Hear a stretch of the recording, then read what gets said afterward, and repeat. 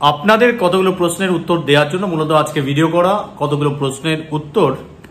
আর তার সাথে আরেকটা জিনিস আমি রাখবো, সেটা হচ্ছে প্রশ্নের উত্তর, আর সেটা হচ্ছে মক টেস্টের ব্যাপারে কিছু কথা আর কি।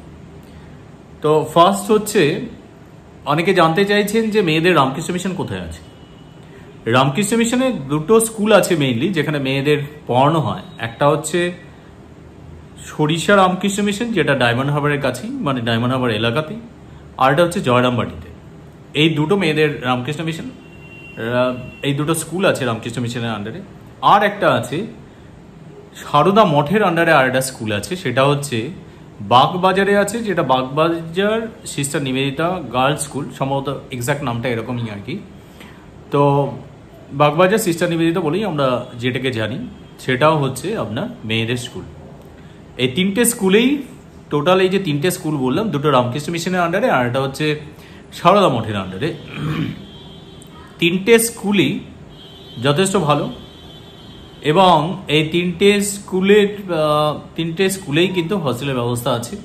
এবার সমস্ত ক্লাসের জন্য সমস্ত স্কুলে কিন্তু হস্টেলের ব্যবস্থা নেই, সেটা আপনাদেরকে জেনে নিতে হবে। আমি আগেও বিভিন্ন সময় যখন যে রামকৃষ্ণ মিশনের মানে স্কুলের নোটিফিকেশন বেরিয়েছে, আমি সেই সময় আমি কিন্তু এগুলোকে ভিডিও করে রেখেছি। আপনাদের আগের ভিডিওগুলো দেখে নিতে হবে ওই কারণে। এবার সিস্টার নিবেদিতার ফর্ম বেরিয়ে গেছে অনেকদিন আগে, আর সরিষা রামকৃষ্ণ মিশন খুব সম্ভবত আর একটু পরে বেরোবে। এখনো পর্যন্ত বেরিয়েছে কিনা আমি জানি না, মনে হয় না বেরিয়েছে বলে, সেটা আর একটু পরের দিকেই সেটা বেরোয়। জুলাই, এখন তো আগস্ট মাস চলছে, সম্ভবত আগস্টে বেরোবে না। আর একটা জিনিস যেটা হয় সেটা হচ্ছে জয়রামবাটি যে স্কুলটা আছে, সেই স্কুলের আমার যতদূর মনে পড়ছে গত বছর 1 অক্টোবরে বেরিয়েছিল ফর্মটা, মানে নোটিফিকেশনটা বেরিয়েছিল গত বছর অক্টোবর মাসে, 1 অক্টোবর, মানে আমি যদি ভুল না হয়ে থাকি তাহলে 1 অক্টোবরই বেরিয়েছিল। ফ্যাক্ট চেক করার বিষয় আছে অবশ্য। তাহলে আমাদেরকে ওয়েট করতে হবে। যারা জানতে চাইবেন, যে যাদের জিজ্ঞাসা যে জয়রামবাটি ওই রামকৃষ্ণ মিশনে যেখানে মেয়েদের ভর্তি হয়, সেখানে কবে থেকে ফর্ম ফিল আপ হবে, সেটা এখনো পর্যন্ত বেরোয়নি। যখন বেরোবে অবশ্যই আমি ভিডিও করবো, সেটা আপনারা ওখান থেকে দেখতে পাবেন। আর অনেকেই জানতে চান এই রামকৃষ্ণ মিশন কিভাবে যাব, এই রামকৃষ্ণ মিশন কিভাবে যাব। দেখুন, পার্টিকুলার কোনো রামকৃষ্ণ মিশনকে নিয়ে ভিডিও কিন্তু আমি করি না। মানে আমি না কোনো রামকৃষ্ণ মিশনের দায়িত্বে আছি, না আমি কোনো রামকৃষ্ণ মিশনের মানে স্টাফ। হ্যাঁ, এটা আমি বলতে এই কারণেই বললাম যে অনেকে মাঝে মাঝে ফোন করে বলছেন এটা রামকৃষ্ণ মিশন কিনা, যে কারণে আমি কথাটা বলেই দিলাম যে আমি রামকৃষ্ণ মিশনের কোনোভাবে স্টাফ নই, আমি রামকৃষ্ণ মিশনের টিচারও নই। তো আমি যেগুলো করি, আমি রামকৃষ্ণ মিশনের এক্স স্টুডেন্ট হিসেবে আমার একটা দায় বর্তায়। আমি চেষ্টা করি যত মানুষ রামকৃষ্ণ মিশনে ভর্তি হতে পারে, মানে যারা রামকৃষ্ণ মিশনে ভর্তি হতে চায়, যারা ইনফরমেশন পায় না, তাদের জন্যই মূলত আমার কিন্তু এই প্রচেষ্টা, এই ভিডিওগুলো করা। তো রামকৃষ্ণ মিশন, কোন রামকৃষ্ণ মিশন, কিভাবে যাব, কোথায়, লোকেশন, এটা প্লিজ আমাকে আলাদা করে জিজ্ঞেস না করে আপনি গুগল ম্যাপে সার্চ করে নেবেন। প্রত্যেকটা রামকৃষ্ণ মিশনের লোকেশন যথেষ্ট প্রপার লোকেশন আছে, কোথায় নরেন্দ্রপুর, কোথায় পুরুলিয়া, কোথায় রাহুরা বা কিছু। গুগল ম্যাপ একটু দেখে নিন, বা নেটে গুগলে একটু গিয়ে সার্চ করে নিন, একদম পরিষ্কার, মানে আমার থেকেও অনেক বেশি প্রমিনেন্ট, অনেক বেশি মানে ডাইভার্স রেজাল্ট গুগলে দিয়ে দেবে। সেখান থেকে কাইন্ডলি একটু ইয়ে করে নিন। মানে আমি রেগে গিয়ে বলছি তা নয়, মানে দেখুন, আমি অনেক রামকৃষ্ণ মিশন নিয়ে, অনেক মানে মেয়েদের, ছেলেদের স্কুল নিয়ে আমি ভিডিও বানাই, কিন্তু এক্স্যাক্ট মানে আমি কখন গেছি, আমি প্রাইভেট কারেই গেছি কোনো সময়। এবার কিভাবে আপনি ট্রেনে কিভাবে যাবেন, বাসে কিভাবে যাবেন, সত্যি কথা বলতে সমস্ত ইনফরমেশন কিন্তু আমার কাছে নেই, সত্যি কথা এটাই। যে কারণে আমি রেগে গিয়ে বলছি না, সেটা হচ্ছে লোকেশনটা আপনি ওইভাবে যাবেন। আপনি যদি আমি নরেন্দ্রপুর রামকৃষ্ণ মিশন খুবই কাছে থাকি, আমার বাড়ি থেকে 500 মিটার ডিস্টেন্সে নরেন্দ্রপুর রামকৃষ্ণ মিশন।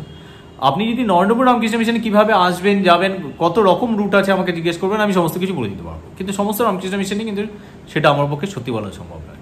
তো ওটা একটু সার্চ করবেন। আরেকটা জিনিস, আরেকটা প্রশ্ন যেটা আপনারা করছেন, সেটা হচ্ছে ব্যারাকপুর রামকৃষ্ণ মিশন কবে এক্সাম হবে। দেখুন, ব্যারাকপুর রামকৃষ্ণ, আবার কেউ জিজ্ঞেস করেছেন ব্যারাকপুর রামকৃষ্ণ মিশনের লোকেশনটা কি। যিনি লোকেশন জিজ্ঞেস করেছেন বা অ্যাড্রেস জিজ্ঞেস করেছেন, তিনি আমার ভিডিওটা পর্যন্ত দেখেননি। মানে আমার খুব বলতে খারাপ লাগে যে আপনারা থাম্বনেল দেখে কমেন্ট করে বসলেন যে এটা কি ওটা কি। ভিডিওটা একটু মানে দয়া করে দেখুন, ওখানে ইনফরমেশন দেওয়া আছে। যেটা নেই সেটার জন্য প্লিজ এটা এখানে কমেন্ট করুন, যেটা আছে সেটার জন্য আর কমেন্ট করবেন না। আর অন্যান্য রামকৃষ্ণ মিশনগুলোতে যেমন যখন নোটিফিকেশন বেরোয় তখনই ডেটটা বলে দেওয়া হয়। আর ব্যারাকপুর রামকৃষ্ণ মিশনের ক্ষেত্রে কিন্তু রামকৃষ্ণ মিশন নয়, অ্যাকচুয়ালি ব্যারাকপুর রামকৃষ্ণ বিবেকানন্দ মিশন।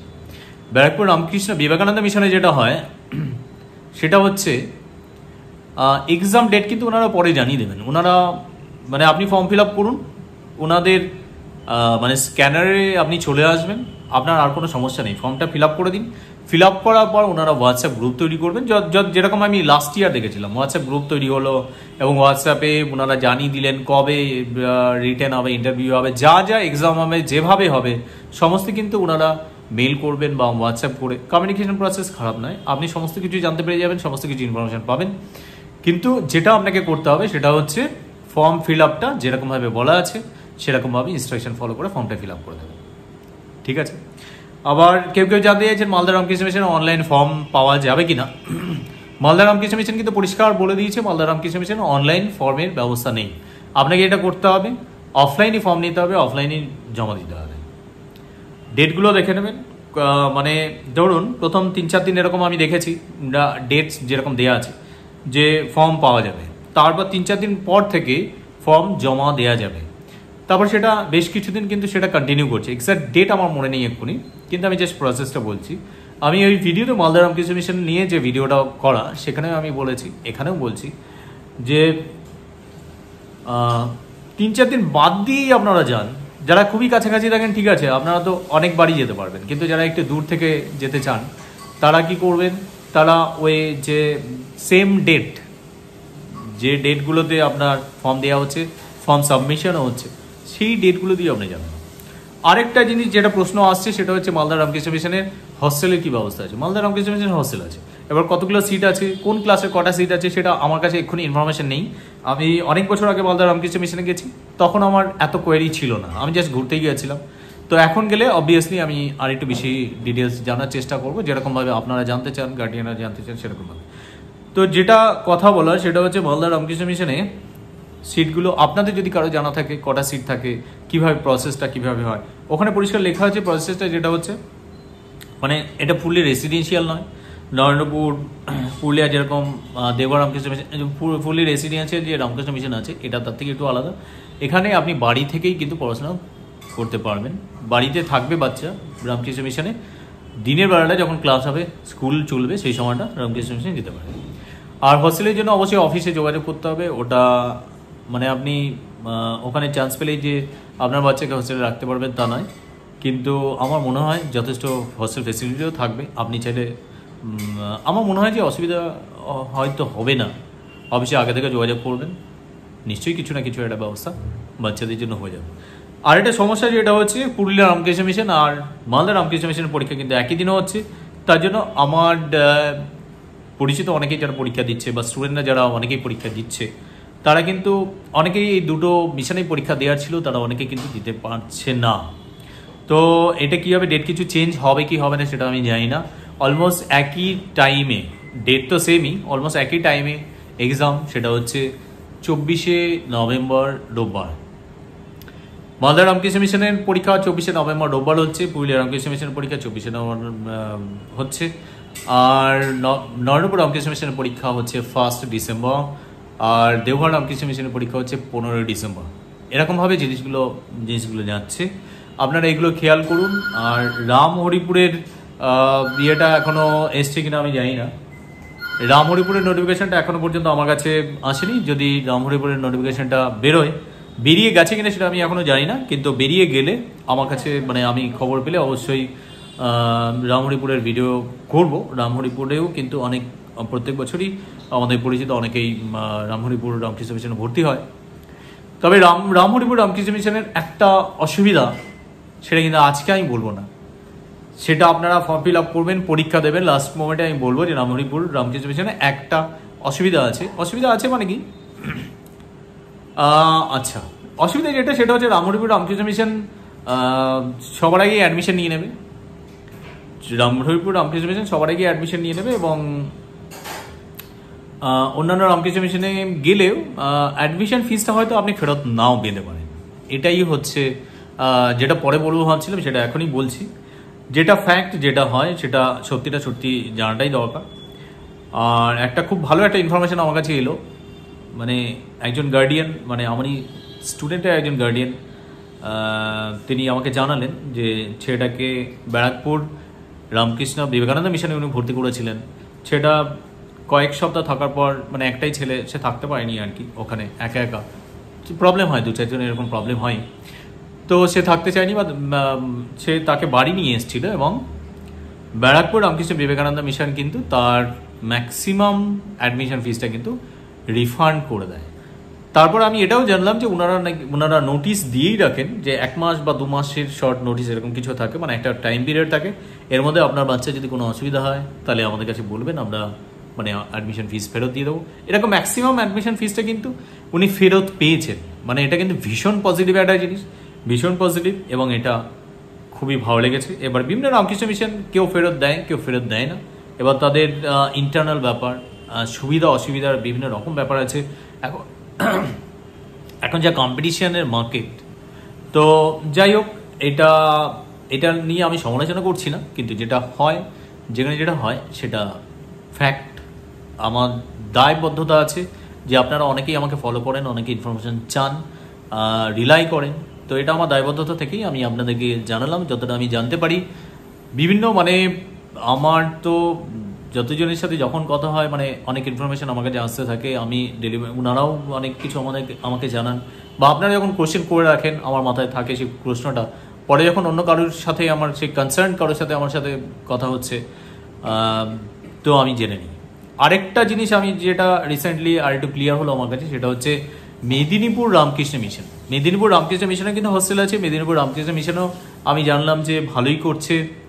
আর যারা কাছাকাছি থাকেন তারা রামকৃষ্ণ মিশন হস্টেলে থাকতে পারবেন না, সেটাও জানলাম। যারা দূর থেকে আসবেন, একটা সার্টেন কিলোমিটার ডিস্টেন্স আছে, তার বাইরে থেকে যারা আসবেন তারাই ওখানে থাকতে পারবেন। তো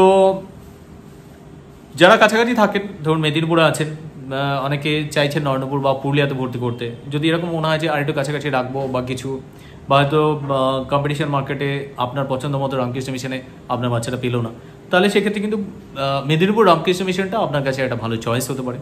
সেটা একটু ভাবনা চিন্তা করবেন। আজকে অনেকগুলো রামকৃষ্ণ মিশন নিয়ে কথা ছিল, অনেকগুলো রামকৃষ্ণ মিশন নিয়ে কথা বললাম। আশা করি এই ইনফরমেশন আপনাদের অনেক কাজে লাগবে।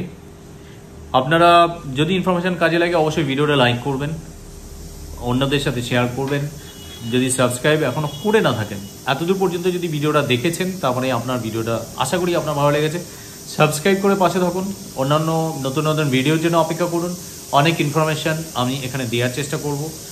আর আমি আগেও বহু ক্লাস আমি করে ইউটিউব চ্যানেলে দিয়েছি, আমি আরও অনেক ইউটিউব চ্যানেলে ক্লাস দেব, এটুকু আমি বললাম। আর সরি ফর দ্য সাউন্ড, মানে হচ্ছে আমি ড্রয়িং রুমে বসে বলছি আপনাদেরকে, পাশে আমাদের কিচেন রান্না হচ্ছে, একটা সাউন্ড আসছে। ঠিক আছে, যাই হোক, আপনারা সবাই খুব ভালো থাকুন, আর এটা শেয়ার করুন, আপনাদের বন্ধুবান্ধবের কাছে অনেক বেশি করে পৌঁছে দিন। আর আপনার যা প্রশ্ন থাকবে অবশ্যই কমেন্ট সেকশনে প্রশ্নটা জানাবেন, আমি যতটা পারি আপনার উত্তর দেওয়ার চেষ্টা করব। ভালো থাকবেন সবাই।